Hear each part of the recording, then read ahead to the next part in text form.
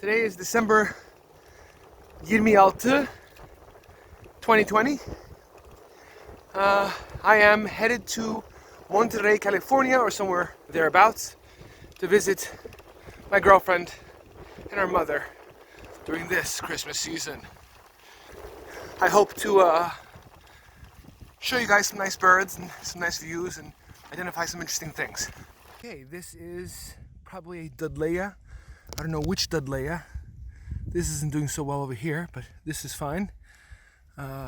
This is our first plant that attracted most interest from this trip. Dudleya something or other, something in the Crassulaceae family. Here we have some sort of cress, something in the Asteraceae family. Let's take a look at some of the structure there. Really beautiful. All of the seeds have dehisced. They gone. Well, here we have an interesting surprise. At first I thought this was some sort of Amsonginkia, or I don't know how to pronounce it. But touching the capitulum here, I think it's called the capitulum, it's sticky. This is some sort of Grandiflora. So we'll figure out what kind of Grandiflora this is later. Blooming. It's a Christmas miracle. I'm going to start a religion based on this mutant, multi-headed Grandiflora blooming on the 26th of December.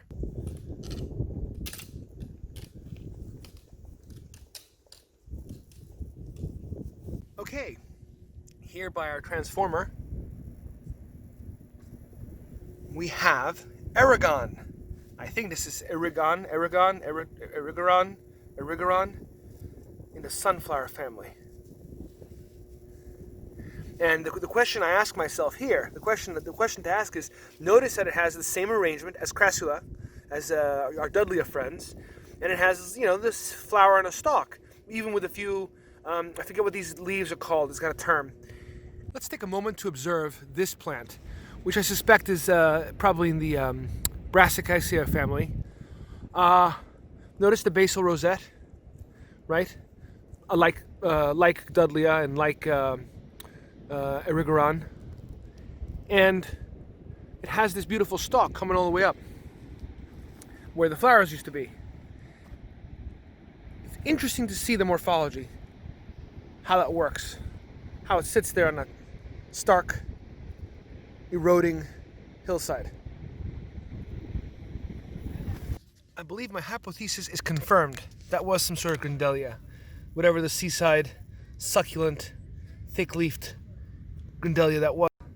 Alright, but the other one was a freak, and also the foundation for my new religion, Grandelianism. When you come to the beach, it's important to bring certain belongings, certain things that are required for human life. For example, you gotta bring your Starbucks cup, you gotta bring your mask. Always bring a mask, in case the fresh air gets you. Gotta bring your sun hat and your thingity pouch. Oh, you definitely should bring in some Purell. Gotta bring a lot of things to the beach in order to really get the most out of it. We are in luck. What do you think? Pretty big. Red-tailed hawk. Red-tailed hawk, this is it's like a secondary, right? Could be an owl. Maybe a barred owl. Let's feel the edge. Pretty stiff, not an owl. This belonged to some sort of hawk. Secondary feather, maybe? Our first dissected bird of the day. An American Kestrel. We have a red-tailed hawk sitting in a eucalyptus tree.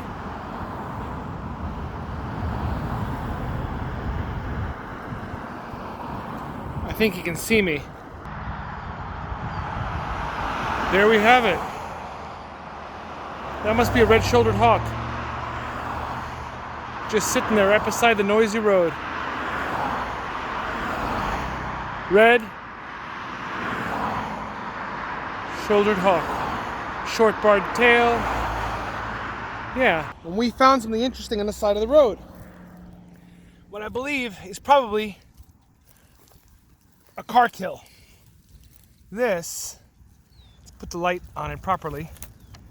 This is a song sparrow. Let's take a look at the song sparrow to understand what the song sparrow is. Well, song sparrow's got a broken leg here. So one of the interesting things about passerines is that the toes all insert in the same point on the foot. Okay, hope that's focusing. It's a fairly recent kill. You can see the eyes still okay-ish. See the beautiful color of the beak there. That has changed. You can see the two lines on top of the head. Hard to tell. I would guess female or maybe a juvenile because he doesn't have the spot here. Ooh, look at that. Brewer's blackbirds. Anyway, let's take a look at the back here. Here's the tail of this fine bird. Here's the tail. Here's the wing. Let's count the... Here's your primaries. 1, 2, 3, 4, 5, 6.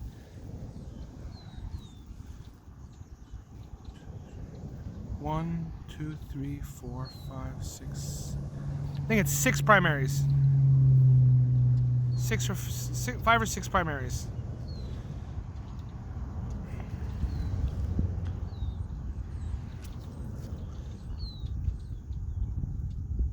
Here's the coverts. Well, there you go. He is no longer with us. We'll lay him here to rest, and hopefully he'll go to a better place. You know what I mean?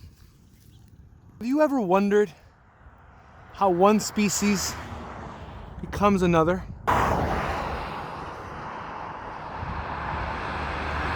There.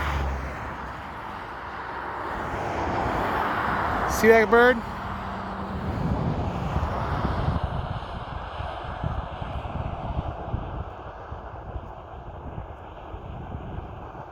There. There he is.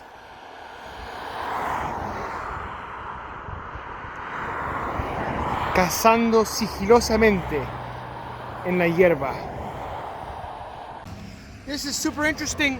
Here we have Erigeron of some sort living side by side with Dudleya of some sort. They make a living in roughly the same way. It's very interesting. And you have there these black turnstones.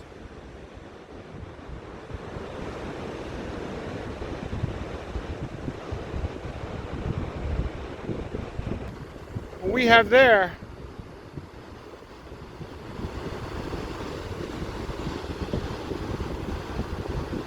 let's see here.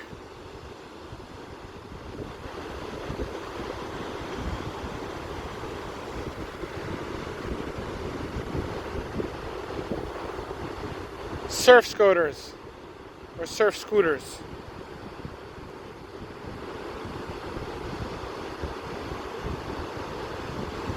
These ducks are basically the anti-boat. They go where no boat can go. Only where surfers go, I guess. Surf scoters. Look at that. Look at that. Look at those animals. They're incredible. A black oyster catcher. Notice the brilliant red bill.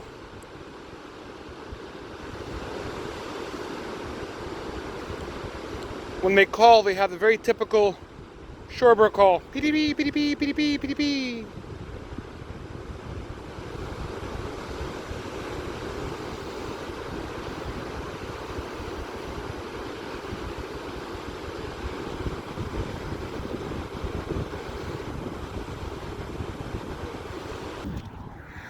Hey everybody, this is Steven the coyote. He's not doing so good no more. I guess the poor little guy got hit by a car. Well, is it Steven or not? Let's find out. No, wait. Yep, this is Steven. Poor little guy. He's not doing so well. He got hit right there. Well, you know, all these fucking cars everywhere, man. People love their cars. Ooh, look at that wound. He's been out here. Let's take a check his eyes. He probably got hit this morning. He's beautiful, isn't he? Ooh, broke his tooth right there. Ah, poor little guy. Steven. I really feel bad for Steven. What we're going to do is we're going to toss Steven over here so that the vultures, when they come to eat him, don't also get killed. Alright, Steven. Here you go, little guy. Let's toss him a little farther away, actually. There you go. Well, this is fascinating. Here we have the burnt stump. Well, that's the cut stump, but this is the burnt trunks of Eucalyptus globulus, or globulus. And as you can see, the tree is growing. I guess this tree, it's an interesting smell, burnt eucalyptus. Very interesting. We're here in San Mateo County, about 20 miles north of Santa Cruz. You can see the fire damage.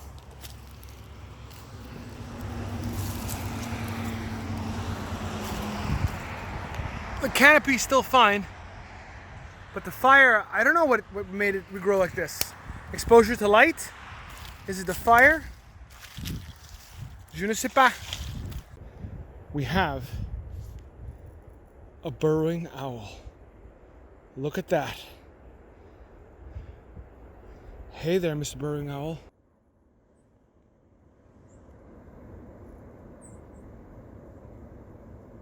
Day 2.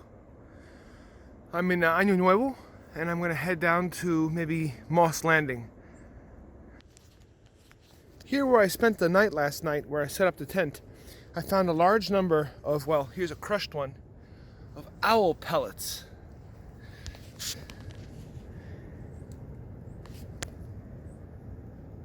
And of course, at dusk, I heard the owl call, great horned owl.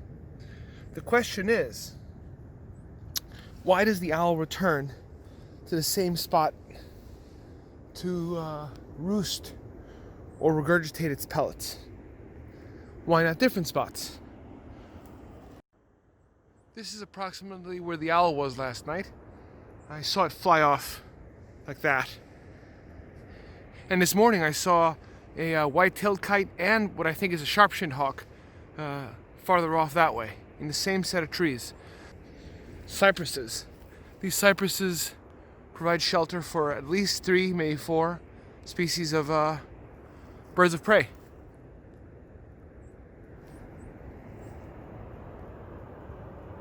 One interesting thing to think about is the diameter of this owl pellet.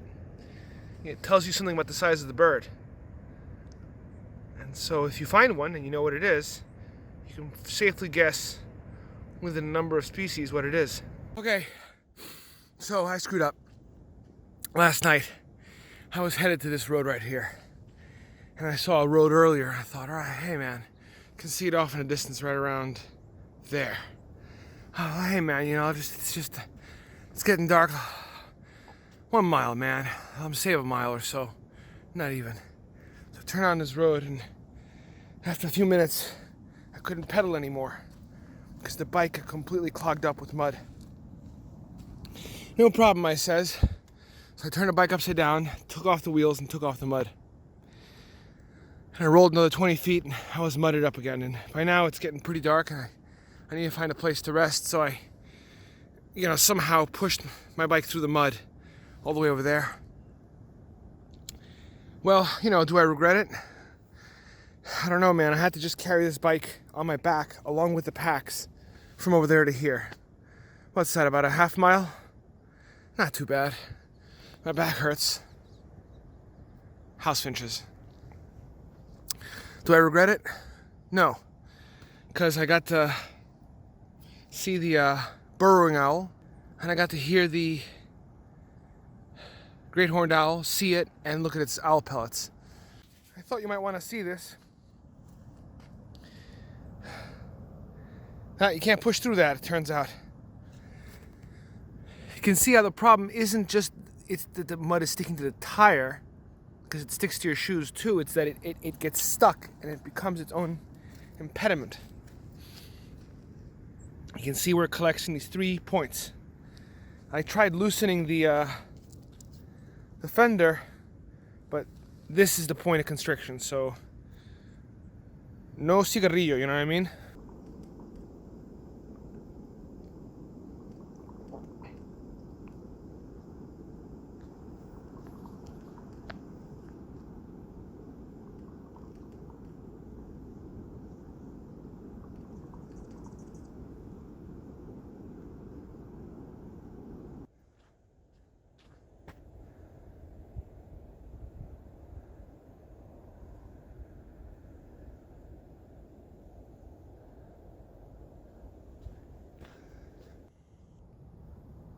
That's 2 feet there.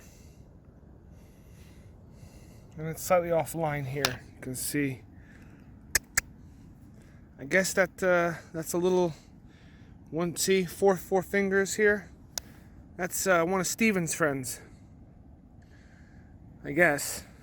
I bring you the gift of a Sharp-shinned Hawk.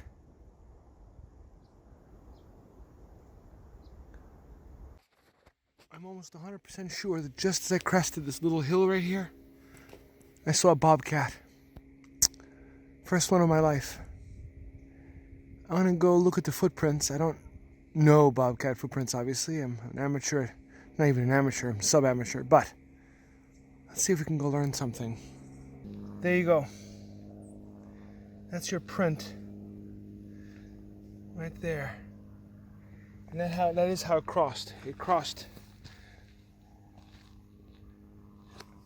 We'll have to take a look at this later. This is a cat print. Let's take a picture here.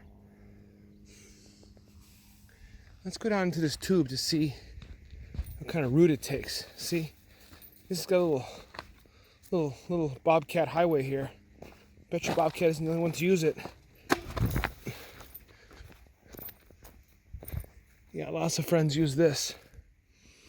Yeah, this is how these boys get around.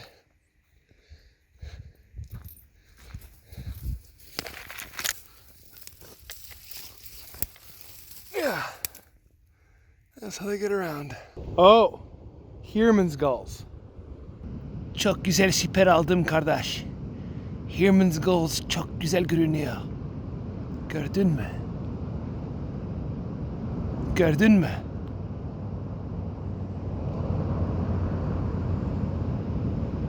Çok güzel siper aldım ha. Heerman's gull. Gördün mü?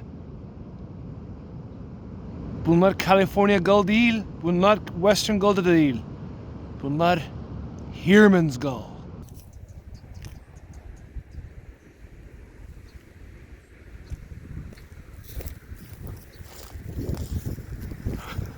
What we have here is a bush tit.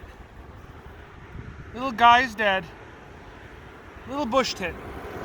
Check him out.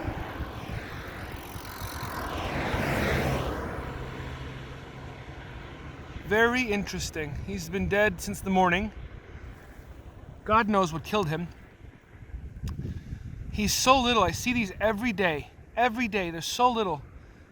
He's not bloated, I don't think. Yeah, he recently died. Look at that. The sharpness of that little bill. Come on, focus. There, maybe.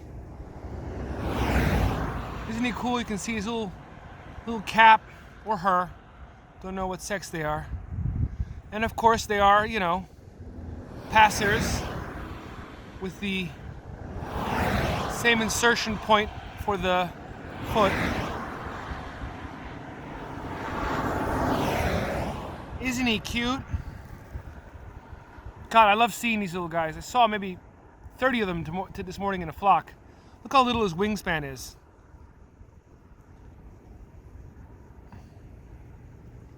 It's like one hand's worth.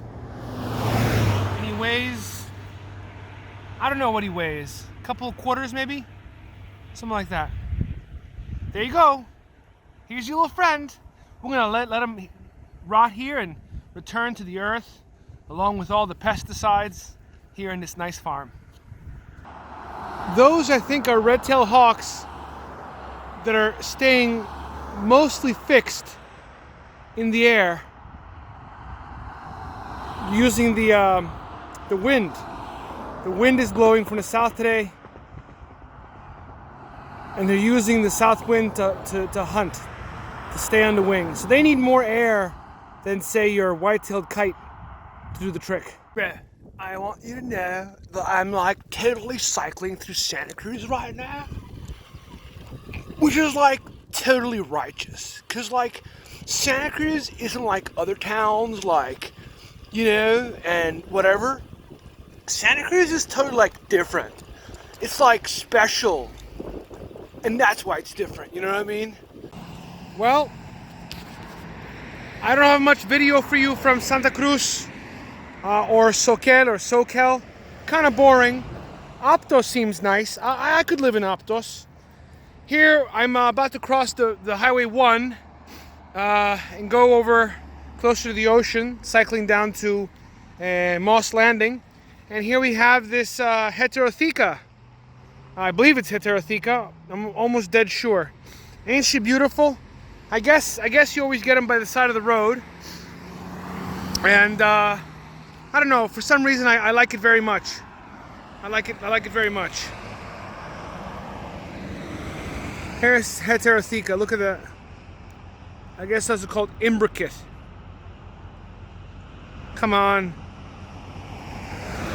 Anyway, there you go. If I'm not mistaken, this is Heteromeles, the native one. I don't see any thorns anywhere.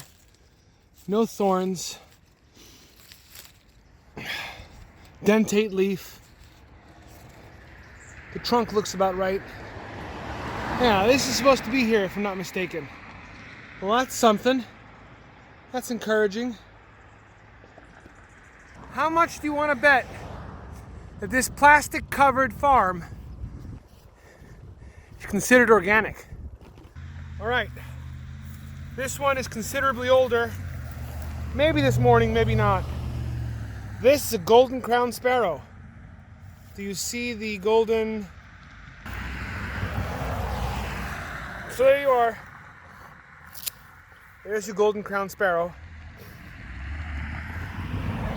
You can see, well, he got some serious rigor mortis, but he's considerably larger.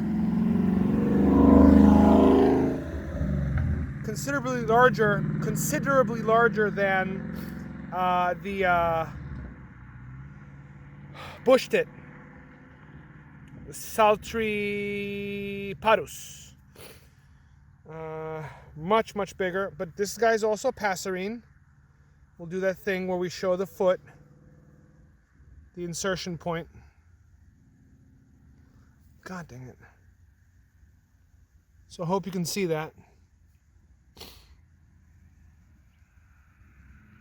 3 feet, 4 toes insert in the same point. This guy's pretty.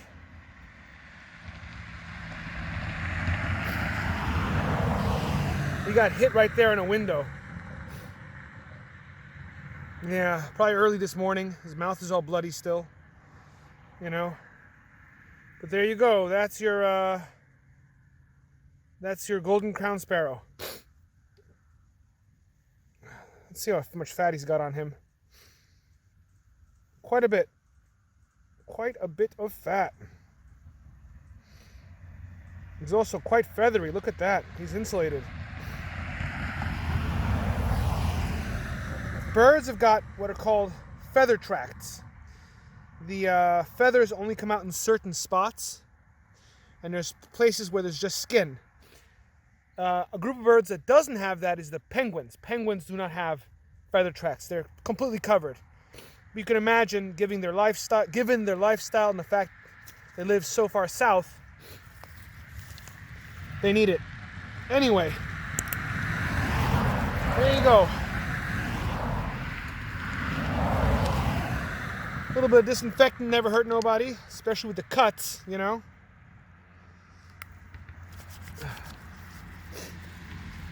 off in the distance. Do you see it? The Moss Landing smokestacks. Well, how far would you say that is? My guess is about 7 miles.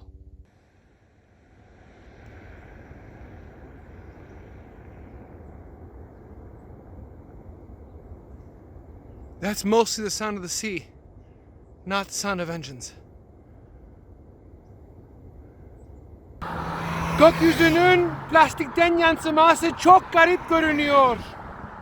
Or in English, I guess, look how the sky reflects from the plastic. What an eerie thing. Off in a distance, you can see the Moss Landing power station lights and towers. Truly eerie. Absolutely eerie.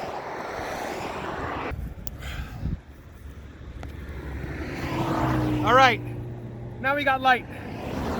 So this is a Scaup. Yeah, this is a Scaup. Let's look at this.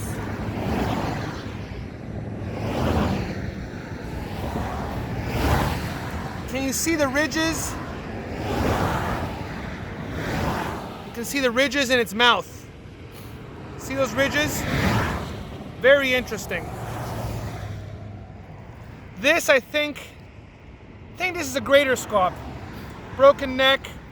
Here you can see the wingspan. Pretty large. Pretty large wingspan, about the size of my arm. Weighs quite a bit.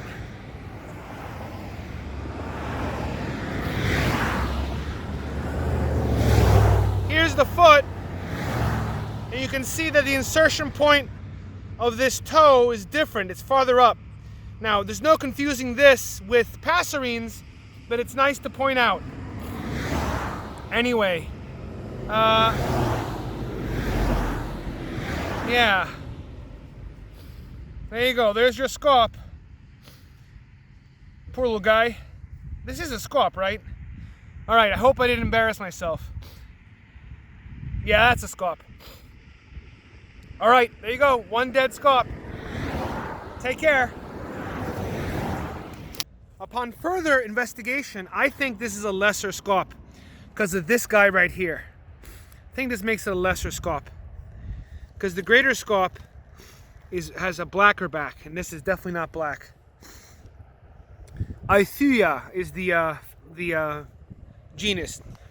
Very interesting. I'd like to point out the iridescent colors here. Those are structural colors. Look those up on the internet. Find out how structural colors work. It's a prismatic thing. It's not pigment. The way I guess blue and green pigments are very expensive to make. So birds cheap out, little bastards. Yeah. Well, I made it. Here I am in Moss Landing. Tide is out. And so it smells like the tide is out. I think I rode about 100 miles, a little less than 100 miles down to here. Saw a lot of interesting things. I'll edit this together, which you've now seen. After this video, I'll probably post some corrections and some research about the things I've seen, the things I've learned. So if you enjoyed this video, watch out because there's more coming.